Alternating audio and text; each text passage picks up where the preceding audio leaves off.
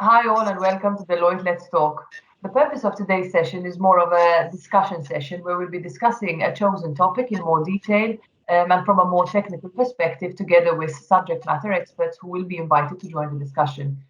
The topic we'll be discussing today is international tax implications of the COVID-19 crisis. And the issues we'll be addressing are permanent establishment tax risks for enterprises, the risks which may arise in connection with the tax resident status of an entity, and also any tax implications which may arise to employees which are carrying on their employment outside their resident state.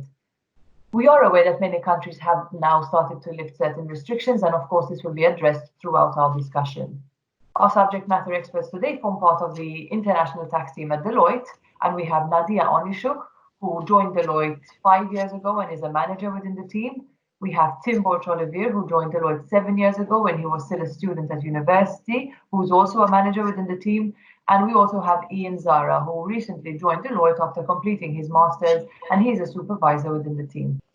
So the first issue we're going to be dealing with today is permanent establishment tax risks for entities. We're aware that various measures have been introduced by various jurisdictions to deal with the crisis. One of them was the temporary suspension of flights. If I may pick this up with you, Nadiia, obviously when looking at Malta, we had no inbound flights for a amount of time, except obviously in very limited situations. What kind of tax risks may this have caused for Maltese companies who possibly had employees situated outside Malta which were not able to return to Malta and therefore they had to work remotely? If you may also possibly address in your discussion the fact that now restrictions are being lifted and possibly employees can now be returning back to Malta, this would be helpful. Thank you, Rachel. Thank you for your introduction and for the question. And indeed, the situation as it currently is with the travel bans and some employees of Maltese companies being trapped or stranded in other jurisdictions definitely may create some tax risks for the companies, for Maltese companies, and that's what we've been seeing with some of our clients. And the key areas of concern typically are to check whether the presence of the employees in other jurisdictions, whether that presence creates a permanent establishment for Maltese companies. And what would that mean? What implications would that entail? It would mean that Malta company which is subject to tax in Malta would also be subject to tax abroad. And in order to assess the extent and the level of the risk, you will need to first look whether there is a treaty, double tax treaty in place between Malta and that jurisdiction. And if it is in place, then let's say you are one step closer to the possibility of mitigating that risk. Why? Because the double tax treaty will allow you, even if there is a permanent establishment which is recognized, to relieve double taxation through the application of the treaty. Then the next step is actually to look and assess whether that presence of the employee creates a permanent establishment as determined by the treaty. And there are several features which one would need to assess whether they are present or not. And the two, let's say, key features that I would highlight for within, let's say, the general notion of the permanent establishment is the temporal component, so the presence of the employee and the place of business abroad through which the business of enterprise is being undertaken should be fixed in time, so it should have a sufficient presence during a certain amount of time. Many treaties, or majority of the treaties that Malta has in place, has 6 month cutoff, let's say, period. And that's important to bear in mind. Of course, we don't know yet, let's say, how soon all the restrictions with all the country will be lifted.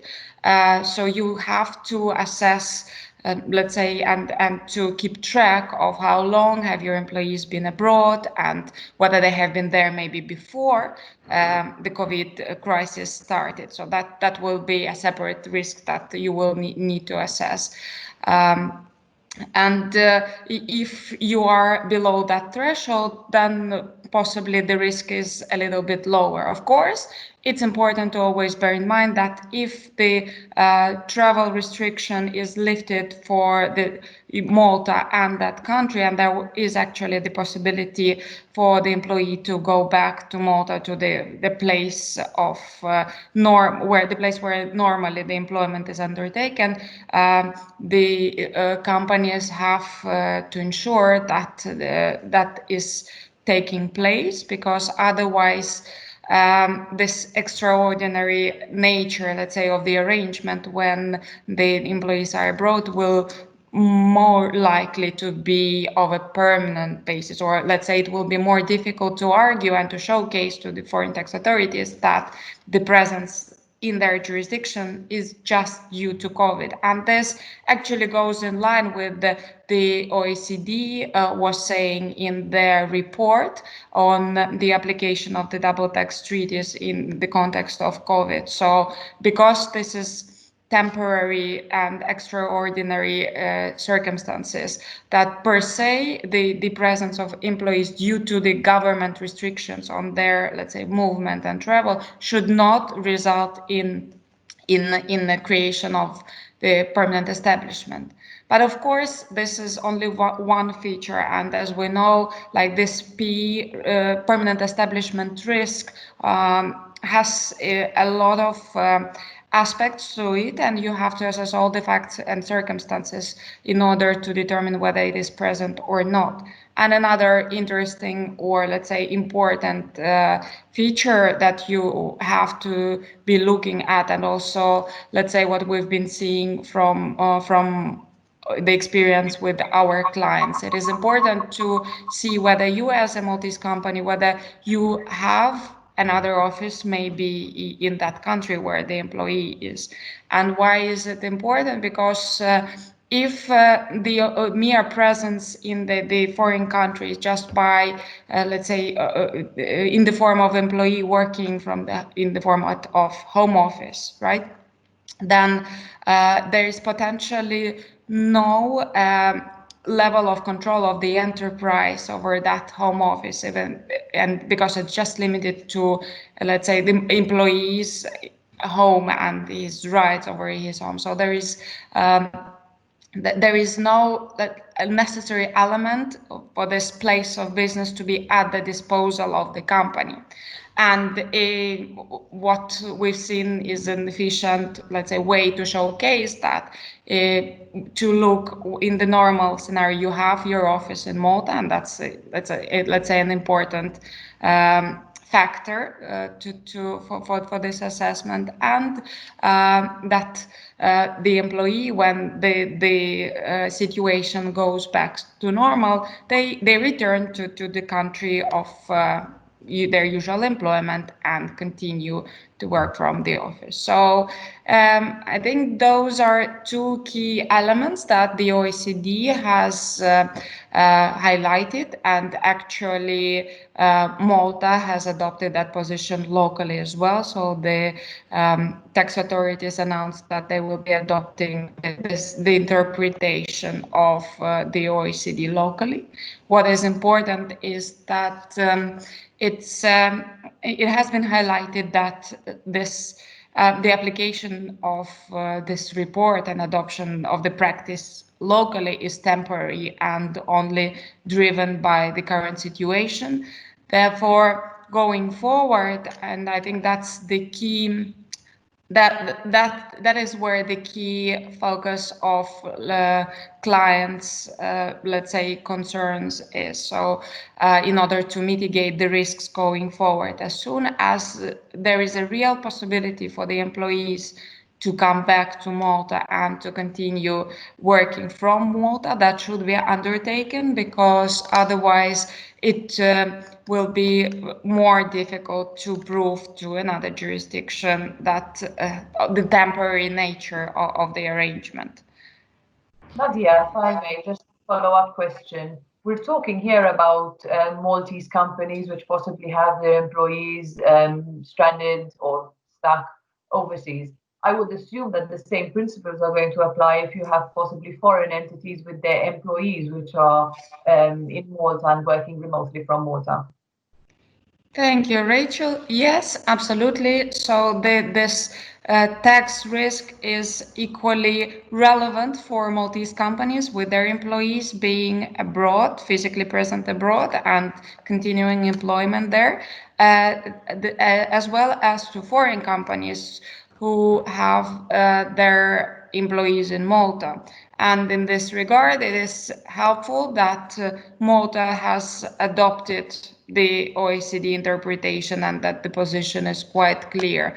I think the risk is a little bit more higher, is higher in the situations of Maltese companies with their employees abroad, because in those cases you will need to ensure that in addition to the treaty being in place, that country has adopted a position or has announced its position on the interpretation of the treaties during the times of COVID. So that's another important element. And potentially one more thing that I would like to add is that we've been talking about creation of permanent establishment and this risk, which actually entails the potential liability to pay tax and may be mitigated through the application of double tax treaties, as long as you don't fall within the definition during these times.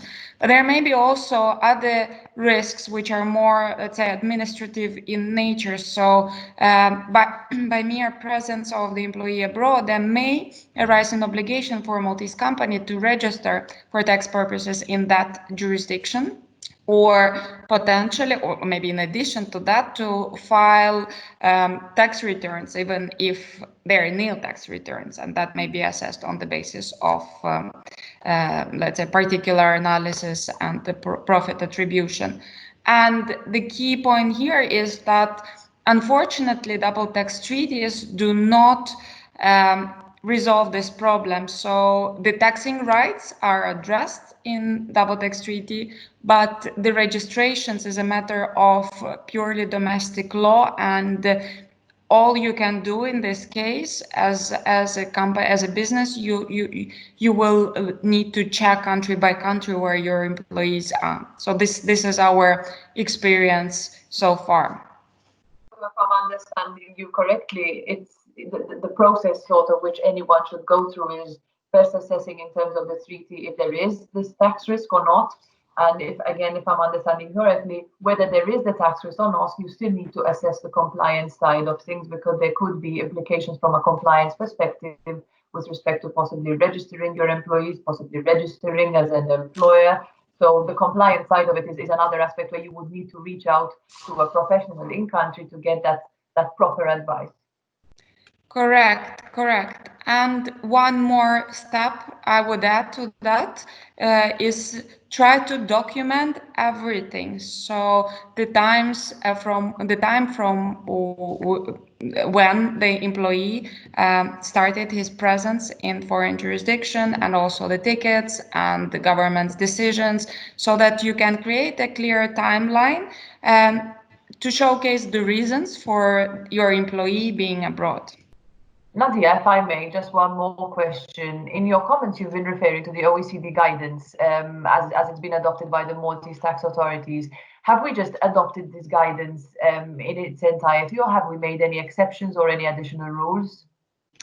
On the basis of the announcement made by the tax authorities that the position as expressed by the OECD has been adopted as a whole, so there were no derogations that, let's say, Malta declared to that approach. So in general, we would expect that the position of the local tax authorities would be consistent with the position of the OECD overall.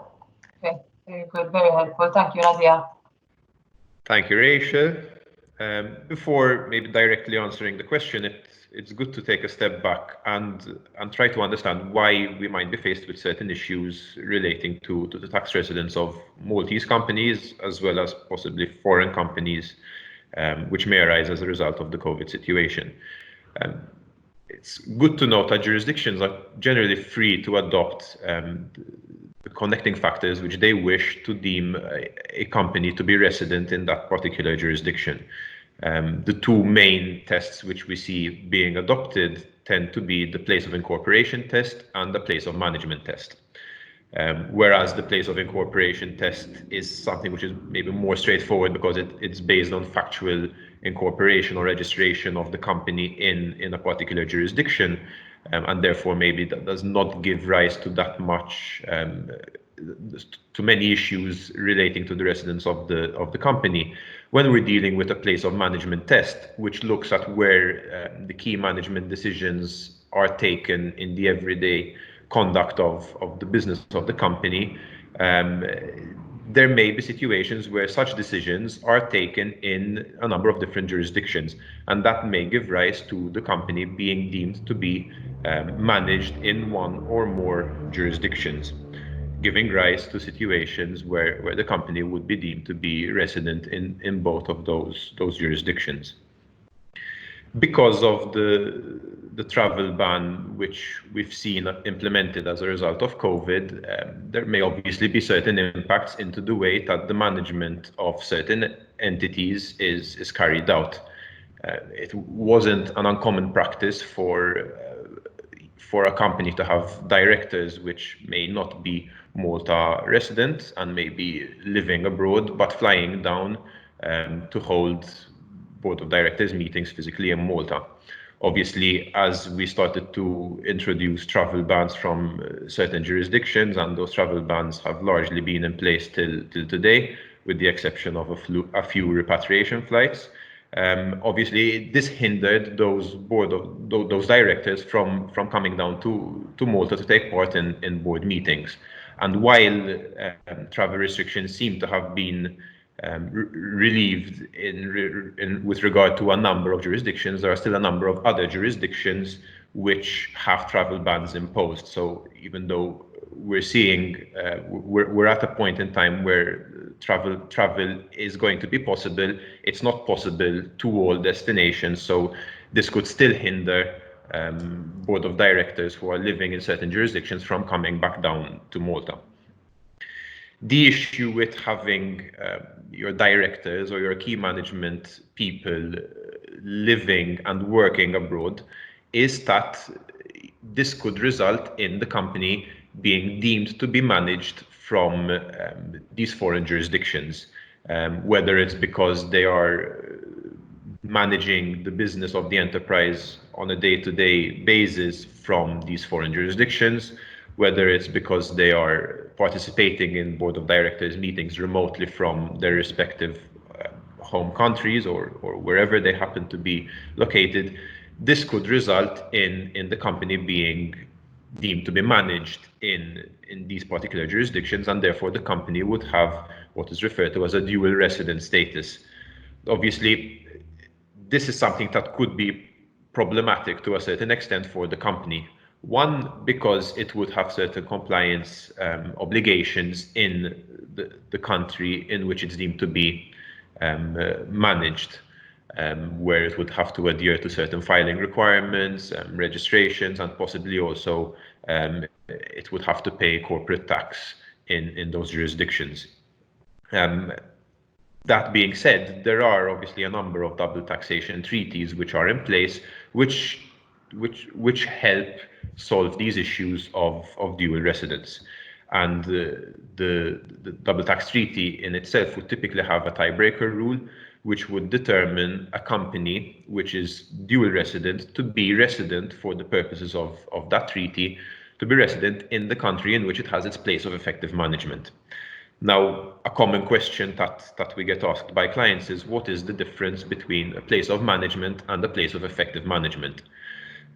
While it is in principle possible to have multiple places of management, that is, the management of the company can take place from a number of different jurisdictions, it is only possible to have one place of effective management. So that would be the main difference, and that is why the OECD has typically in the past relied on this place of effective management test. That being said, in 2017 there has been an update to the OECD Model Convention, where the OECD has moved away from a strict place of effective management test and has moved towards a mutual agreement procedure, which, amongst other things, must consider the place of effective management of the enterprise. However, in terms of the new tiebreaker rule for companies, place of effective management test is no longer the only determining criteria, but you need to look at the activities of the enterprise or the company as a whole, not just focusing on the place of effective management. Obviously, the OECD model is there as a guidance, and it depends on the way in which the treaty was adopted, the double tax treaties were adopted. The majority of Malta's double taxation treaties have what we refer to as the place of effective management test in their provision. So that is the test which is of most importance to us locally. Now, given that the majority of our tax treaties adopt the place of effective management test, even though maybe we've seen a temporary change in the way that the management of the company has been carried out because of the problems that have arisen because of the COVID situation, being the lack of travel, remote working being introduced, and whatnot. These changes, at least till the time being, have been of a temporary nature. So even though the changes may potentially give rise to the company being deemed to be managed in terms of the domestic law of a particular jurisdiction in that jurisdiction, it is unlikely, and this is the position which the OECD has taken in its guidance, it is unlikely that this would result in a change in the place of effective management. Obviously, we need to keep an eye out on what is going to happen beyond the so-called temporary period. Obviously, it's already been 3 months since restrictions have started to be introduced both locally and overseas, and now 3 months later we're starting to see these restrictions being phased out. But obviously there are still a number of restrictions, and even the appetite maybe to travel of certain directors is going to be restricted. So we need to keep an eye out on what is going to happen in the future. Obviously, the guidance which the OECD gave was on the assumption that these changes are of a temporary nature. But what happens if these temporary changes move into something which is more permanent? Because we've reached a position where now we've tried and tested holding board meetings remotely, for example, or working remotely, and that becomes the norm in the future. Tim, that's exactly the point which I was coming to, that I think companies here at this point need to realize that although they may have got comfortable having board meetings virtually, etc., they still need to understand that there could be a risk going forward. So if once we're out of the crisis situation, then possibly it shouldn't be a situation of let's keep things as we were doing in the crisis, because that could possibly impact them negatively going forward, right? Yes, no, that's definitely an important consideration which companies need to be thinking about.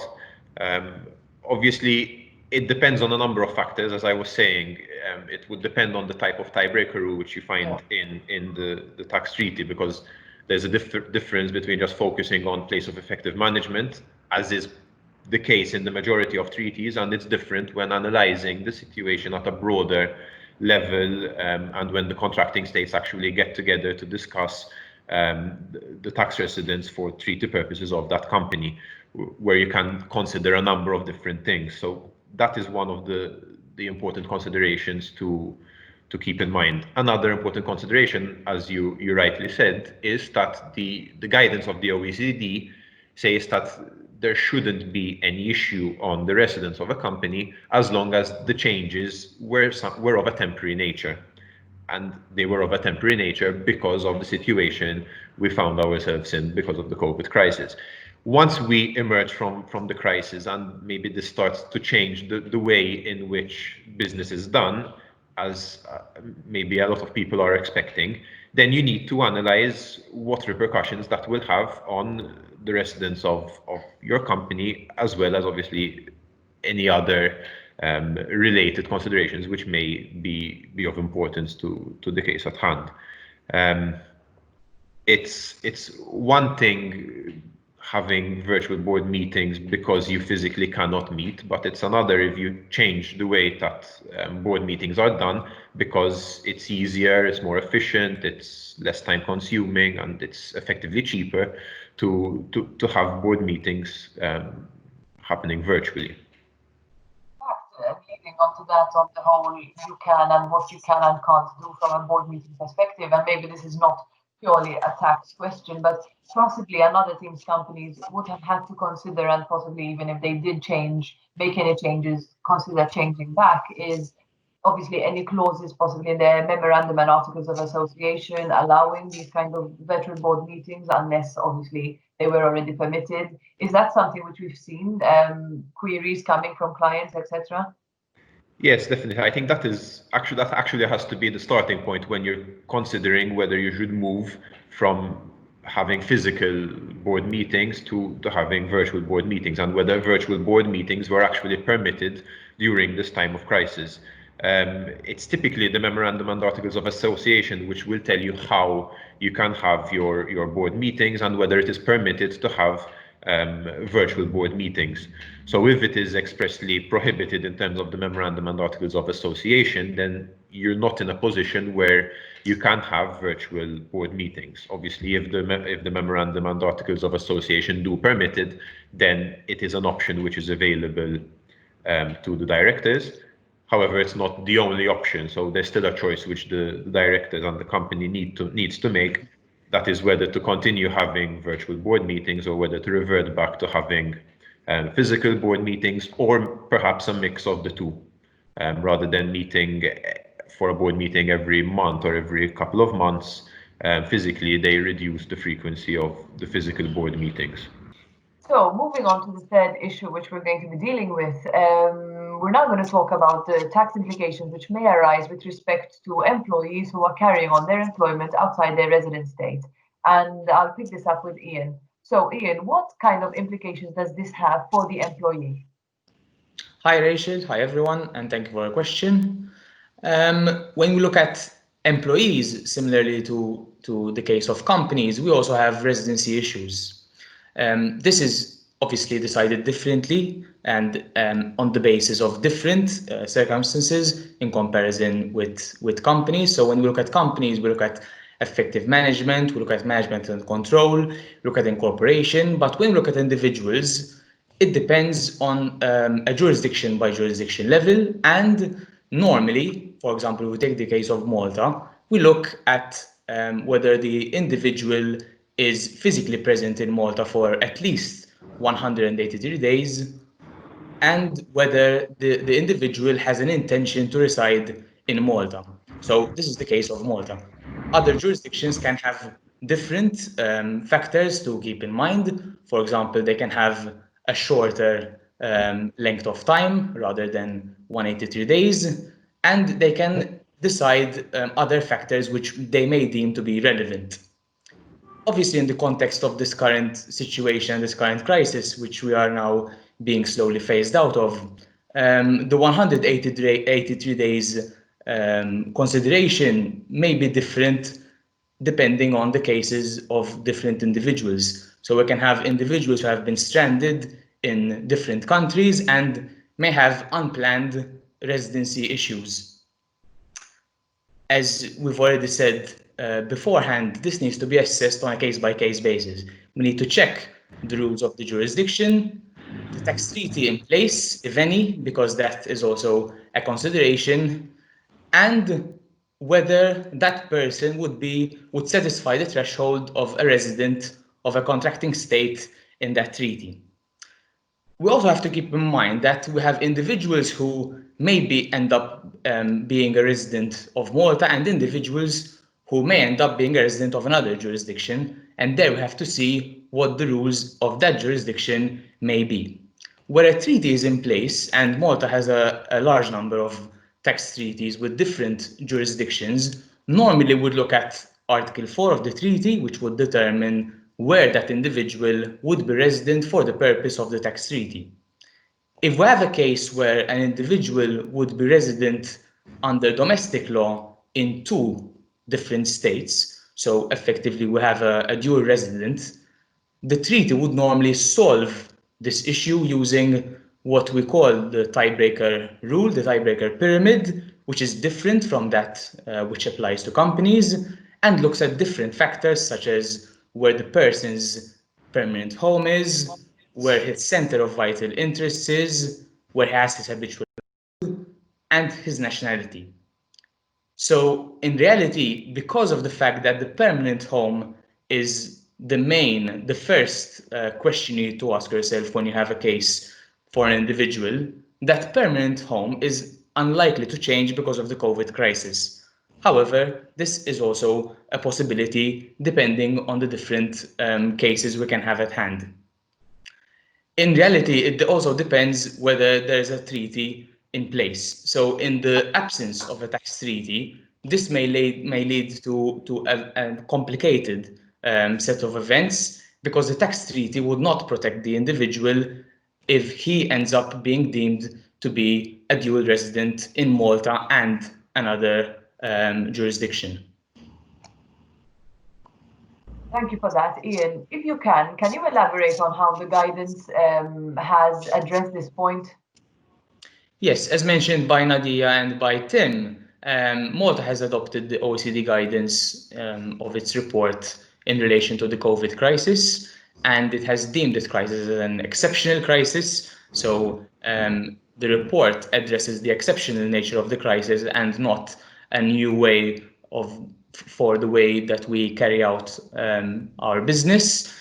And because of this fact, it needs to be seen from this perspective of an exceptional situation. The first thing to keep in mind, and what we constantly tell our clients, is that they have to keep a record of the facts and circumstances for their own affairs. Firstly, because it would make a difference if the individual changed his situation before the COVID crisis, and that would change his situation and make the set of events not exceptional, obviously.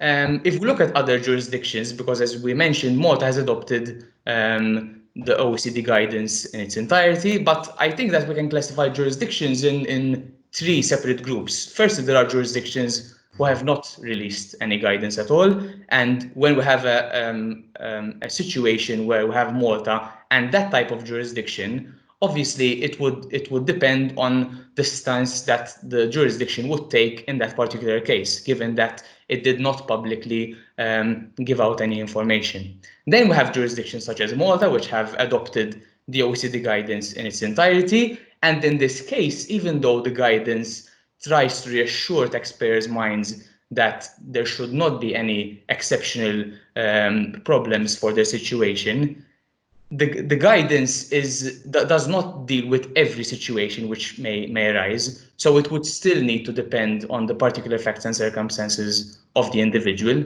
Then we have a third type of jurisdiction which has given out different positions on different questions which have arisen in the past. So in that case, you would need to look at whether that jurisdiction has addressed the particular case of the taxpayer. But the general gist of the OECD guidance is that the current crisis, obviously on the understanding that this is exceptional and will remain exceptional, and that eventually we'll go back to the way we did things before the crisis, it should not lead to any particular repercussions for individual taxpayers. Okay, and just a follow-up point, which I know Nadiia also mentioned with respect to companies. We also have the same issue of compliance obligations here, I would say, possibly both for the employee and the employer. Yes, exactly. For the employees and obviously employers, we normally deal with final settlement systems, what we call FSS, which is in place in Malta and in other jurisdictions, where employers would need to register their employees for the purpose of compliance obligations and withholding their taxes on the employment income. This would depend on a case-by-case basis, and as Nadiia correctly referred to before, this issue is not settled by tax treaties. So you would need to check your compliance obligations on a jurisdiction-by-jurisdiction basis. If we look at tax treaties specifically for employees, we normally refer to Article 15 of the OECD model, which assigns taxing rights for employment income. So after we determine the level of compliance obligations required for clients who have employees in different states other than the states in which the company is situated, we have to assess whether that individual should be taxed on his employment income depending on his specific set of circumstances. Normally, we'd look at whether, first of all, the employee exercised his employment in a state other than his state of normal residence. And then we have to assess whether he was there for a period of 183 days, or whether the employer is resident in that other jurisdiction, or alternatively, whether the employer had a permanent establishment in the jurisdiction. So in each case, you would need to carry out these tests, which are prescribed, which are the normal set of rules in applicable tax treaties, to assess whether that employment income would be subject to tax in the other jurisdiction. Obviously, this would not apply where a tax treaty is not in place. So that would be the first test to keep in mind. Okay, thank you very much for that, Ian. Thank you all for following our discussion and watching Deloitte Let's Talk, and we'll see you next time.